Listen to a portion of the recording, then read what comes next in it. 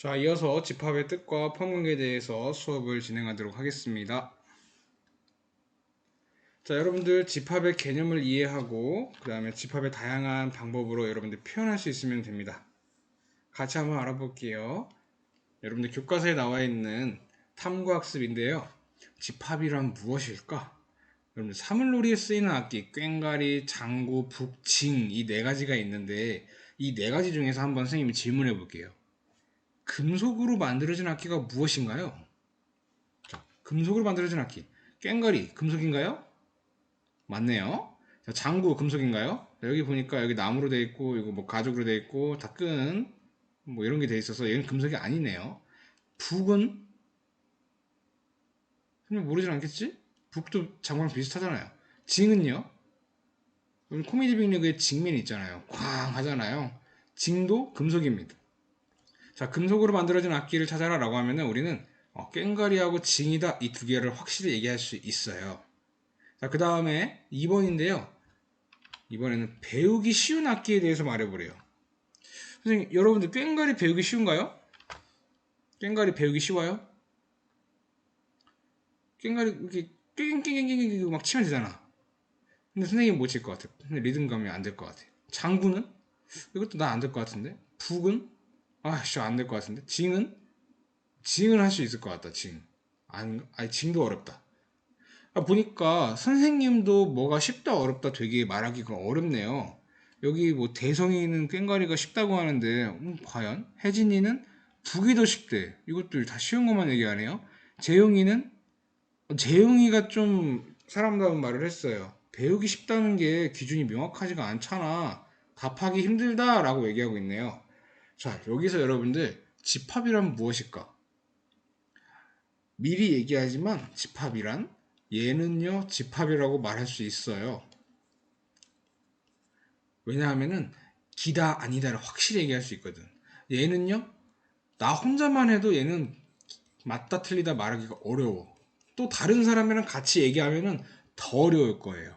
자, 이 두 가지를요 집합이다 집합이지 않다 이 두 가지를 구분을 할 건데 선생님이 집합이라는 게 과연 어디에 있을지 한번 저기 인터넷 뒤져봤어요.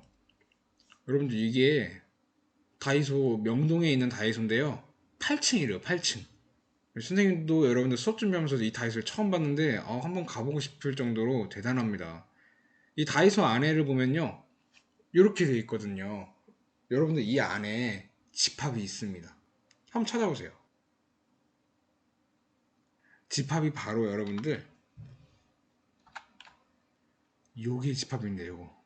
공구라고 적혀 있고요. 건강이라고 적혀 있고 완구라고 적혀 있습니다. 마트에 가거나 뭐 다이소에 가거나 뭐 올리브영을 가거나 다 관련 있는 것들끼리 뭉쳐가지고 한 곳에 있는 거를 본 적이 있을 거예요. 뭐 예를 들어서 선생님이 면도기를 사러 갔는데 보통 그래요. 여기 면도기 어딨어요? 이러면은 정원이 그럽니다. 코너에 가보세요. 거기 가보면은 면도기, 칫솔, 치실 이런 거 다 돼 있어요. 위생용품 코너에 가면은. 근데 만약에 여러분들 그 집합 한 곳에 모아놓지 않고 흩어뜨려 놓잖아요. 저 면도기 이거 어딨어요? 이러면은 저기 한번 오른쪽으로 한번 가보세요. 갔더니 아니 이거 3개짜리 말고 날 한 5개짜리요. 아 5개짜리는 저기 왼쪽으로 가셔야죠. 이렇게 얘기를 해서 면도기가 흩어져 있다면은 선생님이 면도기를 비교하지도 못했을 거예요. 그러니까 여러분들 집합이라고 하는 거는 내가 물건을 쉽게 사게 도와주고 더 좋은 물건을 비교해서 살 수 있게 도와준다는 거예요. 자, 바로 이어서 집합 개념에 대해서 학습해 보도록 하겠습니다. 선생님이 얘기했던 것처럼 집합이라고 하는 거는 간단하게 얘기하면은 선생님은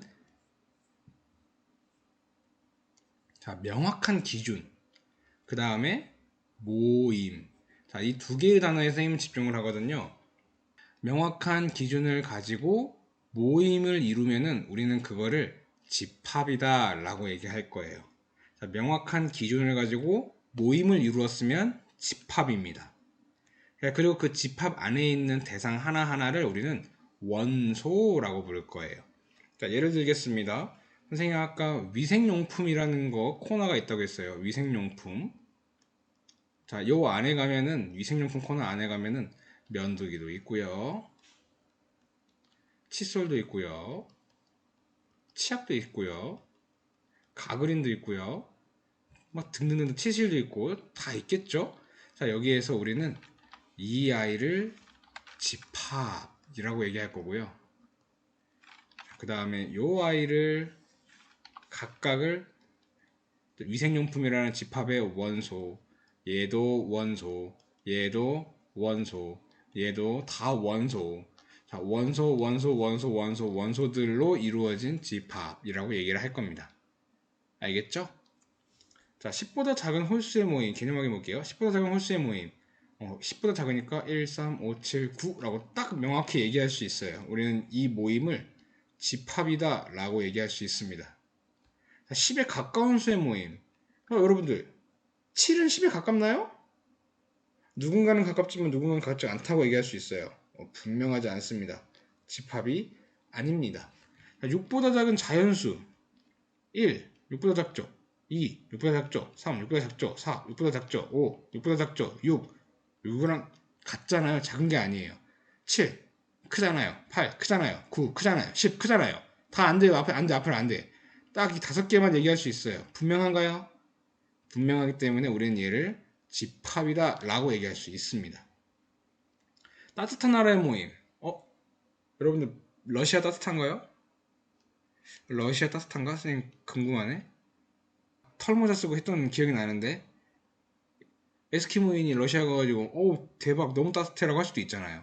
자, 러시아라는 것조차도 우리 따뜻하다 따뜻하지 않다 말하기가 어려워요. 분명하지 않습니다.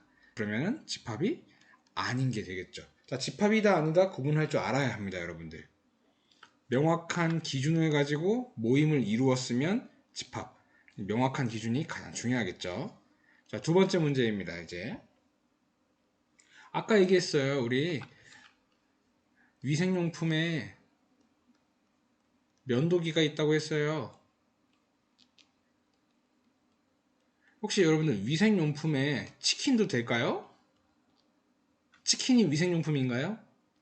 치킨은 이 위생용품의 원소라고 할 수 있나요? 치킨은 위생용품의 원소가 아닙니다. 치킨은 위생용품의 원소가 아니다. 왜냐하면 위생용품이라는 기준에 들어가지 않잖아. 자, 그러면 우리가 이 집합에 원소이다 아니면 원소가 아니다 라는 걸 또 표현할 줄 알아야 해요. 자, 만약에 이 집합의 원소라면 우리는 그 원소가 집합에 속한다 라고 표현을 하고요. 자, 이렇게 삼지창 모양으로 이 원소가 이 집합에 포함된다 라는 표현을 합니다. 자, 그 다음에 얘가 이 원소에 속하지 않는다라면 우리는 그 삼지창에다가 그렇지 않아 라고 표현을 해서 자, 여기다가 그렇지 않아 라고 표현을 해서 속하지 않음을 표현해 줍니다. 간단하게 개념 확인해 보겠습니다. 자, 6 이하의 짝수 2하고 4, 6은 짝수인데요. 1, 3, 5는 짝수가 아니에요. 자, 1, 6 이하의 짝수라는 이 집합에 들어갈까요? 들어가지 못하겠죠. 2는요? 들어갑니다. 3은요? 들어가지 못합니다. 4는요? 들어갑니다. 5는요? 들어가지 못합니다. 6은 들어갑니다. 7은 6 이하의 짝수이기 때문에 이제 7? 안 되겠지. 8은요? 안 되겠지. 앞으로 이 큰 어떤 숫자를 가져와도 A의 집합의 원소가 아니기 때문에 우리는 계속 이 형태의 기호를 써주게 되겠죠. 2, 4, 6만 이렇게 써주고 나머지 모든 숫자는 다 집합이 원소가 아니다 라고 표현하게 될 겁니다. 자, 다음 마지막 개념인데요. 집합을 표현하는 방법, 우리 학습 목표 두 번째입니다. 자, 총 하나, 둘, 세 가지 방법이 있어요. 자, 간단하게 정리할게요. 원소 나열법이라는 것은 집합의 원소를 이렇게 중괄호에다가 쭉 나열하는 걸 얘기합니다. 자, 중괄호 안에 일일이 하나하나 나열하는 경우입니다. 자, 그 다음 조건제시법이라고 하는 것은 집합의 원소를 이렇게 대표적인 원소를 써놓고 자, x는 어떤 성질을 가져 라고 얘기를 합니다. 중괄호 안에 성질을 씁니다. 공통된 성질, 우리는 이거를 조건이라고 할게요. 조건을 제시. 조건 제시법. 자, 그 다음 벤 다이어그램이라고 하는 거는 그림입니다. 그림. 자, 위생용품이라는 거를 딱 집합의 이름으로 적어 놓고 요렇게 동그랗게 그림을 그려 놓고 면도기 아니면은 뭐 칫솔 등등등등을 다 쓰는 거를 위생용 이렇게 벤 다이어그램 표현했다고 하고, 자, 원소 나열법은 면도기, 칫솔, 중괄호 안에다가 이렇게 나열한 거를 원소 나열법이라고 하고, 자, 조건 제시법은 X, X는 위생용품이라고 하는 거를 얘기합니다. 자, 여기에서 우리 얘를 우리는 바라고 읽을 겁니다. 바. 막대기라는 뜻이에요. X는 뭐뭐뭐 성질이라고 나열을 하게 됩니다. 자, 그럼 문제만 빨리 풀어볼게요. 자, 16의 약수의 집합을 A라고 하자. 자, 그럼 여러분들 생각해보세요. 16의 약수? 우리 약수라는 거는 그거를 나누어 떨어뜨릴 수 있는 숫자예요. 1은 무조건 약수가 되고요. 1이랑 16이 세트가 되겠죠. 그 다음에 2가 16을 나누어 떨어뜨릴 수 있나요? 네, 2는 8이랑 만나가지고 16이 되고요. 3은요? 36은 16을 나누어 떨어뜨릴 수 없습니다. 4는요?